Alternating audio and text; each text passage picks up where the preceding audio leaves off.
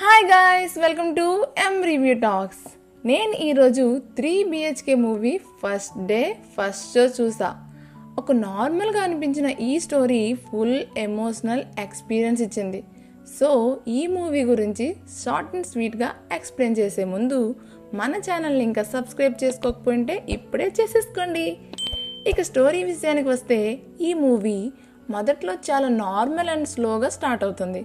Movie మొత్తం చూసిన తర్వాత ఇది కేవలం మూవీ మాత్రమే కాదు, ప్రతి ఇంట్లో ఉండే ఒక జీవిత గాథ అని అనిపించింది.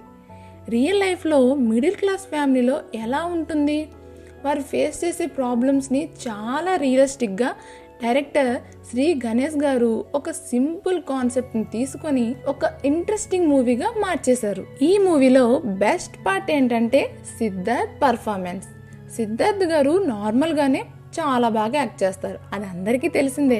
కానీ ఇంతకు ముందు తీసిన మూవీస్ కన్నా ఈ మూవీలో మాత్రం స్టోరీకి తగ్గట్టుగా చాలా నేచురల్గా యాక్టింగ్ చేశారు. ఇక శరత్ కుమార్ గారి గురించి చెప్పాలంటే ఫాదర్ క్యారెక్టర్లో రియల్ ఫాదర్ లాగా అనిపించారు, అంత రియలిస్టిక్గా యాక్ట్ చేశారు.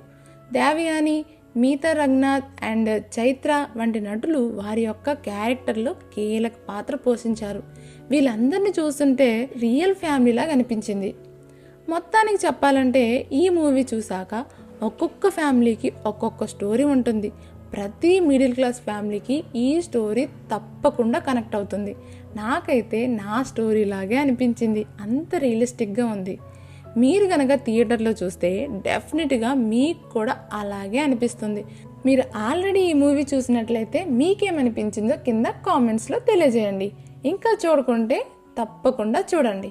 ఈ వీడియో మీకు నచ్చినట్లయితే లైక్ చేయండి, షేర్ చేయండి అండ్ సబ్స్క్రైబ్ చేయడం మాత్రం మర్చిపోకండి. మరెన్నో కొత్త మూవీ అప్డేట్స్తో మళ్ళీ కలుద్దాం. Until then take care, bye bye.